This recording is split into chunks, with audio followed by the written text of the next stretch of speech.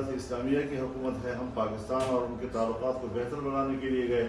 हमने उनके इस्तेहकाम की बात की और इसके इस्तेहकाम पाकिस्तान की ज़रूरत है, तो ज़ाहिर है कि उनकी नाराज़गी, तो ज़ाहिर है कि उनके इस्तेहकाम के लिए हम बात करेंगे तो नाराज़ तो होंगे।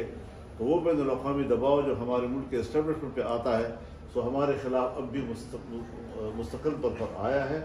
और यहाँ पर भी जिन लोगों को ये ख़तरा था कि शायद फजल रहमान आने वाले वक्त में हमारे मुकाबले में सदारती उम्मीदवार बन सकेगा, उन्होंने भी अपनी तजोरियाँ खोली। यहाँ से ले लीजिए, यहाँ से 3 हो गए, यहाँ से ले लीजिए। वज़ीर आज़म के लिए आपने अपने राय या वोट जो है वो इस्तेमाल नहीं किया, सदर के उम्मीदवार के लिए भी यही फैसले पे कायम है या वोट इस्तेमाल करेंगे? इसी फैसले पे कायम है। महमूद खान साहब मेरे पास आए थे, लेकिन चूंकि उन्होंने हमसे पहले इब्तिदाई मशवरा नहीं किया था, अगर वो पहले मशवरा कर लेते तो शायद हम एक अच्छी स्ट्रेटजी हम बना सकते हैं, लेकिन वो फैसला कर चुके हैं। तो पार्टी का मौक़िफ़ तो अभी तक वही है। अब एक तरफ मेरी ख्वाहिश है कि मैं महमूद खान अचीज़ी को वोट दूँ, लेकिन एक तरफ मेरी पार्टी का फैसला है जिसकी इताअत मुझ पर वाजिब है। तो ख्वाहिश और वाजिब पे जब मुकाबला होता है तो वाजिब की इताअत करनी होती है, ख्वाहिश की नहीं। अच्छा, अगर आप असेंबली जाते हैं तो सुन्नी इत्तेहाद कौंसिल के नुमाइंदों के साथ बैठेंगे या हुकूमत के नवाज शरीफ और नून लीग या पीपल्स पार्टी के नुमाइंदों के?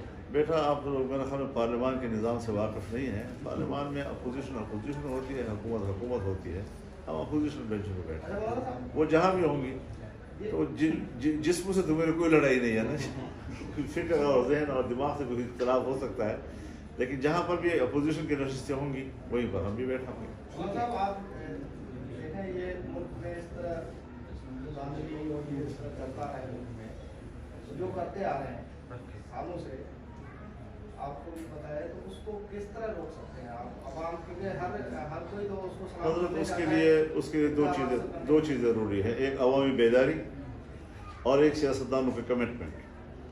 ये गलत बात है, अगर मैं हूँ तब मैं भी गलत हूँ और कोई और है तो वो भी गलत है कि हम जमहूरियत की बात भी करते हैं, हम आमिरों के खिलाफ आवाज़ भी बुलंद करते हैं, जेलों में भी जाते हैं, कारकुनों को भी पिटवाते हैं, अवाम पर भी तकलीफ़ें गुजारते हैं, लेकिन जब इक़्तिदार का मरहला आता है तो हम फिर उन्हीं क़ुव्वतों से इक़्तिदार की भीख मांगते हैं।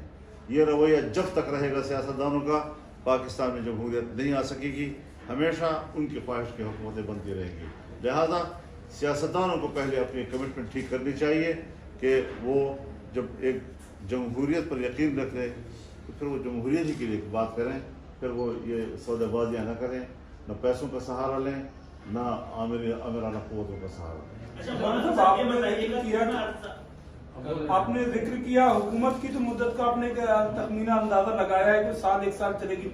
जरदारी साहब जो वो कितना अर्सा उनका इक़्तिदार बतौर सदर रहेगा? दूसरा भी एक एक्सट्रीम पोजीशन इमरान खान और पीटीआई से मुताबिक थी कि वो एक यहूदियों के एजेंट हैं।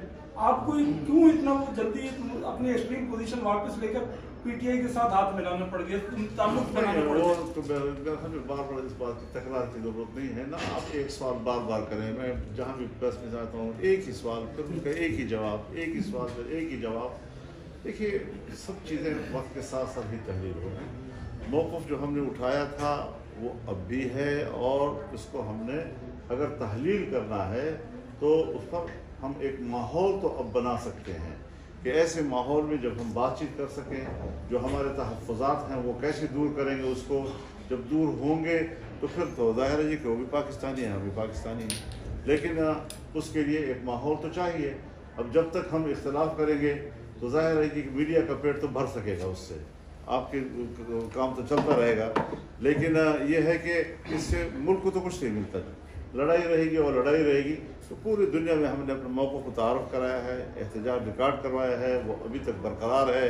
और अगर एक माहौल बनता है कि जिस माहौल में हम बैठ कर उन इख्तिलाफ़ को दूर कर सकते हैं तो हम इसको खैर मकबूल करें। अच्छा, ये बताइए कि आपने 2 असम्बली का, सिंध असम्बली और बलूचिस्तान असम्बली खरीदी गई है, केपीके में क्या बिल्कुल ठीक इलेक्शन में? वहाँ भी बिल्कुल हमें चारों सूबों के इलेक्शन पे एतराज़ है। हम ऐसा नहीं है कि खुदा न खास्ता केपी में इलेक्शन हुआ है तो हम उस पर मुतमईन हैं, वहाँ भी मुतमईन नहीं है। और एस्टेब्लिशमेंट ने कुछ अपनी ही तकसीम की है, किसी को एक जगह, किसी को दूसरी जगह, किसी को तीसरी जगह, सबको एडजस्ट करने की कोशिश की है। لیکن جمعیت علماء کا معاملہ مختلف ہے. وہ بین الاقوامی جو ہمارا ایک ورلڈ وائڈ ایک گیم ہوتی ہے اور جو ڈیپ پالیٹکس ہوتی ہے اس کا حصہ ہے, اور وہاں سے جو چیزیں ہلتی ہیں یہاں پر وہ اس کے حرکتیں جو ہے نظر آتی ہیں, تو ہم اس کو فیس کر رہے ہیں اور انشاءاللہ ہم نظریاتی طور پر فیس کریں گے. پاکستان کے عوام کے دلوں میں امریکہ محبت پیدا نہیں کر سکتا. آج فلسطینی شہید ہو رہا ہے اور 30,000 تک شہادتیں پہنچ چکی ہیں. بارشیں ہوتی ہیں تو ان کے سر چھپانے کی جگہ نہیں ہے, بچوں کی لاشیں پڑی ہوئی ہیں. ہزاروں کی تعداد میں وہ بچے ہیں جو شیرخوار تھے اور آنے والے وقت میں ان کو یہ علم نہیں ہوگا کہ ہم کس کے اولاد ہیں. کیا یہ انسانی حقوق نہیں ہے؟ کیا امریکہ اور مغربی دنیا کو اس انسانی حق کا احساس نہیں ہے؟ یہاں وہ حیوان بن چکے ہیں, وحشی بن چکے ہیں, اور اسرائیل کی جو درندگی ہے اس کو سپورٹ کر رہے ہیں. کس منہ سے امریکہ اور مغربی دنیا آئندہ پوری دنیا میں انسانی حق کی بات کرے گا؟ شرم نہیں آئے گی ان کو؟ اور اسلامی دنیا کے حکمرانوں کو بھی حیا کرنی چاہیے. ان کی غیرت و حمیت کہاں چلی گئی ہے کہ اسلامی دنیا اس وقت جو ہے وہ خواب خرگوش کے مزے لے رہی ہے.